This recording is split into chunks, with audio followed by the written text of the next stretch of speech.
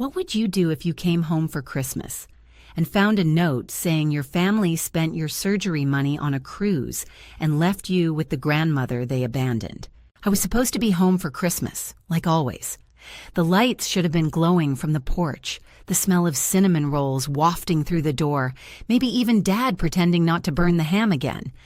Instead, when I pulled into the driveway of my parents' house, the one I'd helped them refinance just 2 years ago, it looked quiet. Too quiet. Snow crunched under my boots as I approached the door suitcase in one hand, Grandma's favorite chocolates in the other. I rang the bell once. Nothing. Then I tried the handle. Unlocked.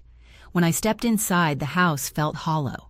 The tree stood in the corner, blinking lights dimly, trying to fake warmth. The same plastic star at the top. The one I made in 2nd grade, but no laughter, no music. Just a strange silence that crept into my bones. "Hello," I called out. Only the soft clink of silverware answered. In here, sweetheart, came a voice. Frail. Familiar. I walked toward the kitchen and found her Grandma Diana, 82, in her knitted purple cardigan, sitting at the table with a plate of what looked like cold stuffing and half-eaten ham. Her dentures weren't in. Her shoulders looked smaller than I remembered. Her sweater sagged like she'd been wearing it too long. My stomach dropped. Where is everyone? She didn't answer right away, just gave me that look, that quiet, brittle smile of someone who's already bracing for your heart to break. Her hand trembled as she slid something across the table, a piece of torn notebook paper, my name written in my mom's loopy cursive. Spent your $8,500 loan on a family cruise. Take care of Grandma while we're gone. Love, Mom. I didn't breathe, couldn't. That money was for my dental surgery. Impacted Wisdom's jaw misalignment. I'd worked double shifts all year, Uber on weekends, freelance graphic design at night. I had skipped meals to save, slept 4 hours a night, $8,500 gone. On a cruise. I sat down, hard. Grandma sipped some juice and whispered, "I guess they didn't think you'd mind." I couldn't speak. My mind just looped 2 words: loan, cruise. This wasn't new. It was just louder. I opened the family group chat on my phone. Not a single Merry Christmas. Not even a thumbs up. Just my last message 2 weeks ago, confirming I'd arrived the 24th after work. Above that one from my mom in November. "Don't forget to transfer the loan to Dad's account. We need to book before prices jump." They never called it a gift, because they knew. Grandma stood up slowly, her hand resting on the table for balance. "They left yesterday," she said. "Didn't even pack me a lunch." Her voice was steady, resigned. She shuffled toward the hallway, pausing only to touch my arm. "We'll fix this," she said gently. "You always were the only one who stayed kind." Then she disappeared into the dark hallway, the shuffle of her orthopedic slippers fading like a closing curtain. That night, I sat alone at the table. No lights, no music, just the blinking plastic star on the tree trying its best to be festive. I stared at that note for hours. They'd stolen from me, left her behind, and just assumed I'd nod and take it, because that's what I always did. But something was different this time. Something inside me cracked, and something colder started growing in its place. But I had no idea just how deep their betrayal really went. They didn't just take my money, they took my silence and called it permission. I sat in that house for hours, frozen numb. No Christmas movies, no leftover pie, just the echo of that note in my head and the hum of the fridge struggling to stay alive. They left Grandma with cold ham and a flickering tree, and they left me with their mess, again. I thought back to every time I nodded, every time I agreed because saying no made me the villain, because saying yes meant I was still part of the family. I remembered the first time they crossed that line. I was 17. Jacob had stolen Grandma's painkillers after her hip surgery and blamed me. When I refused to lie, they kicked me out, told me I was being dramatic. I slept on a friend's couch for 3 months. They didn't talk to me until Jacob needed rent money, and like an idiot, I nodded. There were other betrayals, 2 quiet ones, Like when they missed my college graduation. They were too busy helping Emily move into her boyfriend's new place. Emily got a car that year. I got a gift card to Applebee's that expired before I could use it. They forgot my birthday for 3 years straight. But when Dad needed help paying off gambling debts, I got a frantic call at midnight. Just a lone Aiden. You know how grateful we are. Grateful, sure. The same way a leech is grateful for blood. By morning, I had questions, and I wanted answers. I opened Instagram, the only place they ever really told the truth. Emily had posted a photo the night before her Jacob mom and dad in plush white robes, clinking champagne glasses aboard a cruise ship. The caption read, "Finally. Some peace away from all the leeches and negativity." Leeches, my money, my Christmas. And I was the leech. I laughed. Not the funny kind. The unhinged kind, the kind that stings in your chest. That was when the last wire inside me snapped. Grandma found me in the garage that evening, hunched over an old filing cabinet. I'd pulled out boxes of receipts folders, envelopes, credit card statements going back 20 years. She didn't ask questions, just walked over, set down a dusty notebook, and said, "Start with 2016. That's when your mom took my pension login." My hands stopped shaking. We flipped through pages, logins, withdrawals, transfers. Patterns emerged. Familiar gas stations, grocery store ATMs near Dad's favorite sports bar, Sephora and Apple charges disguised as medical reimbursements. Everything matched. That night, I didn't sleep. I didn't eat. I stayed at that table cross-referencing transactions with bank statements and family texts. Grandma brewed coffee around midnight and slid a plate of toast toward me. "You don't have to fix this alone," she whispered. I looked up at her, this woman who raised 3 kids, nursed them through chickenpox and heartbreaks, and got left behind with moldy pie and a broken furnace. "No," I said. "We fix this together." And we started to build something they'd never expect. A case. But I wasn't ready for what came next. Emily hadn't blocked me from her Instagram stories yet.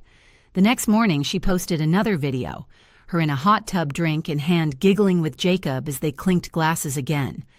The caption, "Cutting out toxic people is self-care." Grandma, watching over my shoulder, just muttered, "Maybe they should have cut out plastic surgery debt first." I blinked. "What?" She looked me dead in the eyes. "Your mother used my retirement to pay for her lipo 2 years ago, said it was a medical necessity." The rage I'd buried started to rise. I opened the family group chat, typed a message, then deleted it. They didn't deserve a warning. They deserved a reckoning, and I was going to give them one. Because if I didn't, who would? They came back with tan lines and souvenirs and walked into the house like they hadn't stolen Christmas. The driveway was loud before I even saw them. Emily's high-pitched laughter pierced through the air, echoing down the block, like she was still on a stage. I was sitting at the kitchen table, hands folded, laptop open in front of me, when the door burst open. "Ugh, I am so glad to be back," Emily groaned, dragging a designer suitcase with wheels that thudded against every stair. That last dinner gave me hives. Mom swept in next, oversized sunglasses still perched on her nose, dressed in a linen tunic that looked like it cost more than Grandma's monthly pension. She paused only to sneer at the living room. "Did you even clean up a little?" she asked, stepping over Grandma's shawl like it was trash. Behind her came Dad, red-faced and bloated, probably still drunk on buffet cocktails and self-importance. He grunted when he saw me. "Oh, you're still here." Jacob entered, last earbuds in thumbs flying over his phone, pretending I didn't exist. I didn't say anything. Not yet. I stood as they dropped their bags. Emily collapsed onto the couch like she'd been through a war. "What's for dinner?" she whined. "I'm starving." Mom looked at me. "Aiden, you didn't make anything." I kept my voice even. "There's ham in the fridge. The same one you left Grandma to eat alone on Christmas Eve." Jacob chuckled under his breath. "Still on that just order takeout, dude. Not like you're broke." I looked at him. Then I looked at Grandma, who had shuffled in behind them, silent. She sat on the edge of her recliner, clutching the hem of her sweater. I stood up slowly and said, "Glad you're all here. Sit down. I have something to show you." They groaned and rolled eyes, but eventually they sat. Jacob kicked his feet up. Mom leaned back like she was bracing for a lecture. Emily plugged her phone into the wall. I clicked play. The screen lit up with an Excel spreadsheet. Not just any spreadsheet, a forensic financial audit. Every dollar withdrawn from Grandma's pension. Every purchase masked as a family emergency. Every Zelle transfer Emily requested to cover therapy bills that turned out to be Sephora hauls. Mom stiffened. "Where'd you get this?" "From her bank," I said. "You should have been more careful using someone else's password." Click. Next slide, screenshots of Venmo transactions, logins from Mom's phone accessing accounts tied to cruise lines, email threads between her and Emily. "He won't notice the deposit missing. He trusts us too much. Who leaves Grandma alone for Christmas anyway?" I clenched my jaw. But I didn't stop. "I could stop here," I said. "But I won't. One more file. A voice memo." Kelly's voice. Jacob's wife cracked and sobbing. I didn't want to go. I begged him. But Jacob said if Aiden didn't pay, they'd just leave her and deal with it later. I only stayed quiet because he said it would blow over. "I'm sorry. I can't do it anymore." Jacob jumped up. "You recorded my wife. That's illegal." "No," I said, looking him in the eye. "She asked me to. She said she was tired of watching you bleed people dry." Dad rose to his feet. "You little snake. You've been spying on your own family." I clicked one last tab. An email. Subject: formal report of elder financial abuse. Evidence attached: recipient's Social Security Fraud Division, Grandma's attorney, 2 local news outlets, and the county ombudsman. I turned the screen so they could see. "You have 48 hours to return every penny I said my voice like steel, or I send this." Emily's hands were trembling. "You're bluffing. You'd never do that." "No," I said. "You already ruined the family. I'm just sending the bill." And then Grandma stood. She hadn't said a word this whole time. She stepped forward slowly, painfully, and placed her hand on the back of a chair. "I raised 3 of you. Changed you, fed you, took care of you through the flu and breakups and the time Jacob crashed the car." She looked at each of them in turn. "And when I couldn't walk anymore, you left me with frozen beans and expired pie while you sipped champagne on stolen money." She paused. Her next words were barely above a whisper, but they hit like a hammer. "You're lucky it's him coming after you, because if it were just me—" She didn't finish. She didn't have to. The room was silent. Dad muttered something under his breath and stormed out. Emily started crying and reached for Grandma, who turned away. Jacob just sat there, jaw locked. "You're not family anymore," he spat. I looked at him and smiled. "No," I said. "I'm finally free." But they still didn't believe I'd go through with it. That was their biggest mistake. They thought I'd crack under guilt. I gave them silence.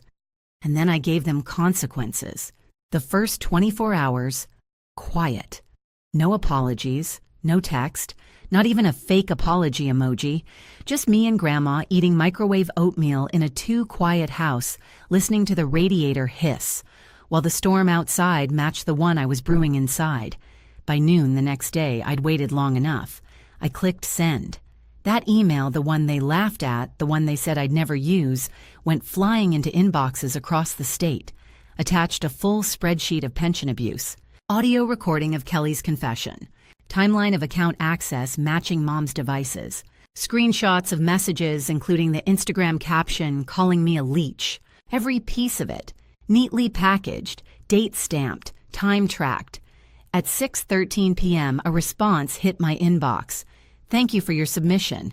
A case has been opened." And just like that, it began. Day 3. It exploded. Jacob was first to crack. I woke up to 12 missed calls, all from numbers I didn't recognize. Burner phones, maybe. Then the texts came in a stream.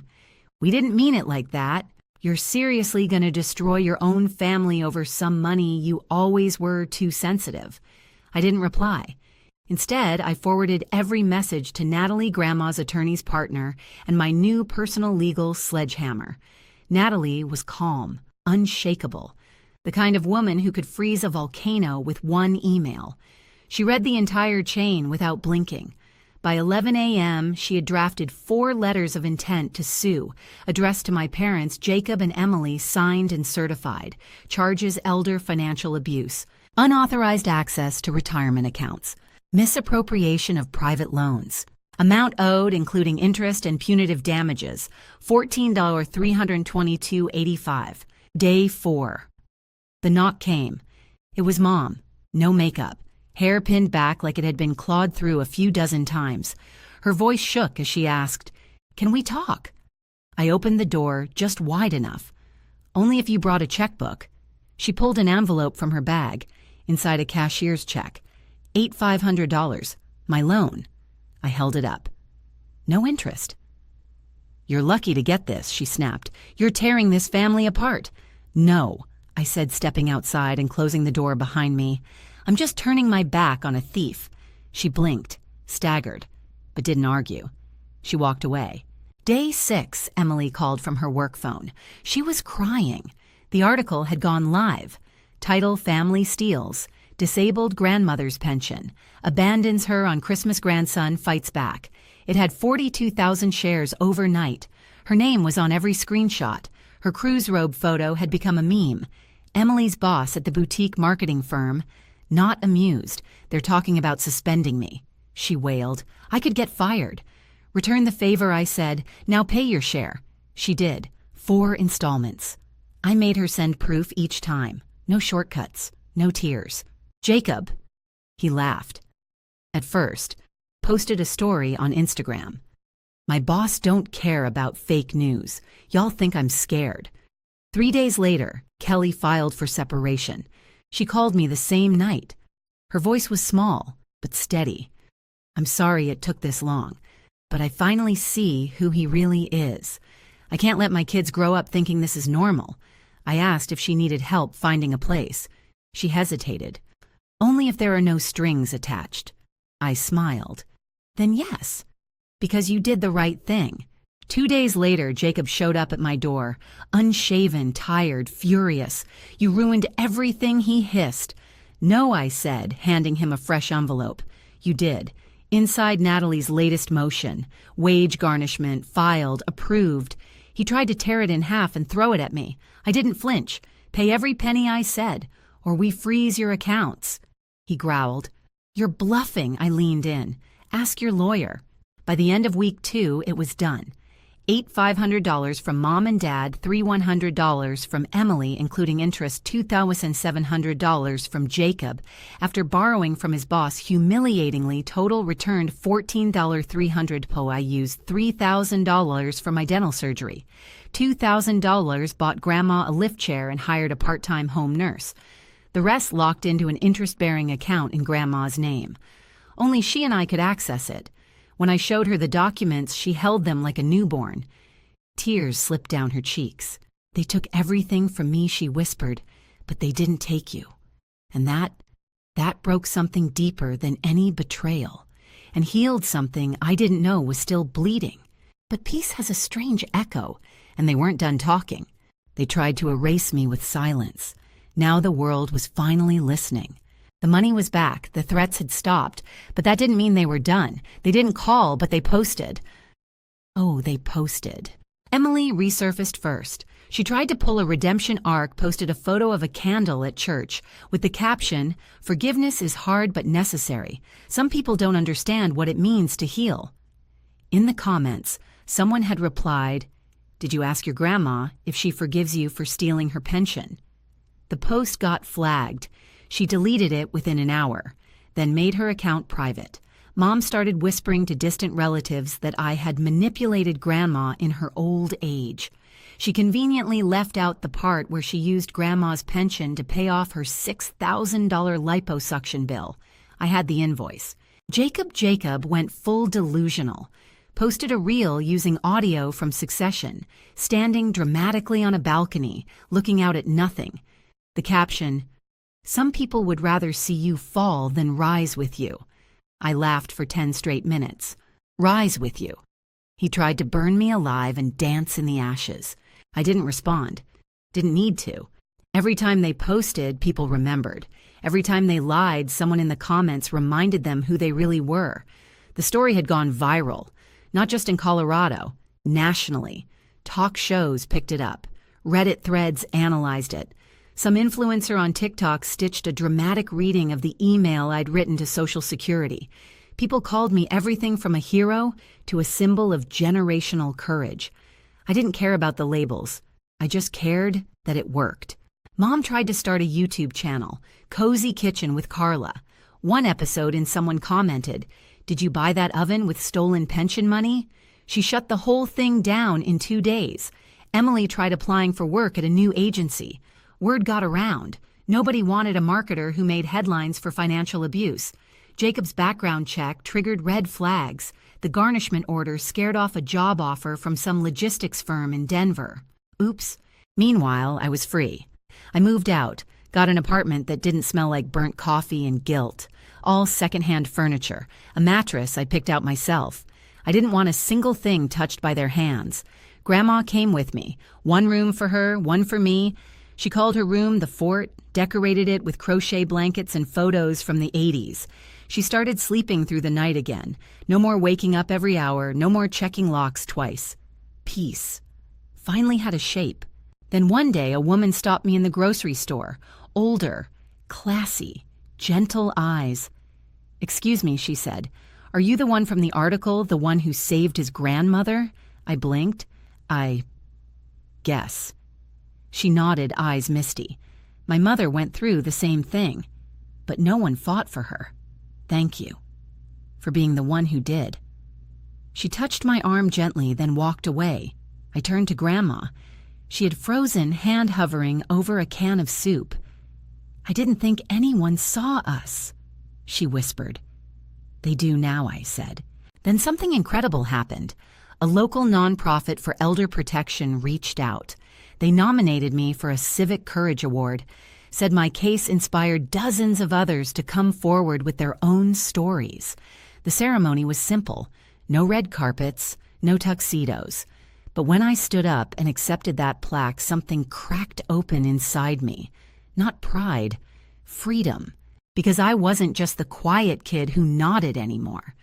I was the one who said no, who made noise, who fought back. And Grandma, she stood beside me, proud. Not of what I had taken back, but of the man I had become when I refused to disappear. But even peace leaves ghosts. And sometimes the loudest echoes come after the fight ends. They stopped calling, and for the first time, the silence didn't feel empty. It felt earned. It had been months since the blowout, months since the checks cleared, the emails were sent, and the damage rippled through their carefully constructed facades. They didn't call, they didn't text, but they talked. Emily kept her new Instagram handle, I Am Life Reset. She posted yoga poses with captions like, "Sometimes cutting out toxic people is how we grow," which was hilarious considering I didn't cut her out. I exiled her. Jacob became a parody of himself, reposting motivational quotes, pretending to be some misunderstood genius heir who had been betrayed by his jealous brother. Mom stuck to the family grapevine, told second cousins I took advantage of Grandma's vulnerability. She never mentioned how she drained Grandma's pension account across 5 years, one Botox payment at a time. But none of it touched me anymore. They could rewrite their story. But I had the receipts. I didn't need to argue. I didn't need to scream. I just let the truth sit there like a spilled drink on a white carpet. And every time they tried to hide it, it just spread further. I spent those quiet months rebuilding, not just my savings, but myself. I quit the job that drained me, took a remote contract with better hours and better pay. I made a habit of walking with Grandma every morning, slowly, carefully stopping at the park bench near the old diner. She liked the bench, said it made her knees hurt less when she laughed. One night, she knocked on my door. She looked different. Not older, just fuller, settled. She sat on the edge of my bed and said, "Can I ask you something? Anything.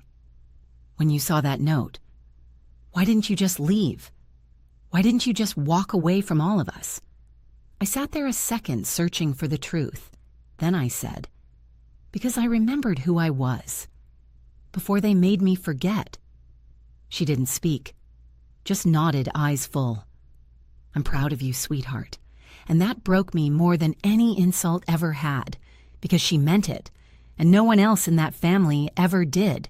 Weeks later, I ran into Kelly outside a coffee shop. She looked better, lighter, freer. She told me she'd started night classes, wanted to get certified in something, anything, something hers. "I didn't know I could live like this," she said, "without being afraid of what he'd do next. You gave me that. I didn't know what to say." She stepped closer. "You changed more than just your life, you know." I nodded, and maybe for the first time, I believed it. So, here's how it ends. You want to know what happened to the family. They destroyed their name, trying to bury mine. You want to know what happened to me. I stopped waiting for them to call me family and started building one with the people who never made me beg to be loved. Now I sleep peacefully with all the lights off because I'm no longer afraid of what they'll take next. They already took everything, and I took it back. Have you ever faced something like this? Share your story below, and don't forget to like and subscribe. You're not alone, and your silence doesn't have to last forever.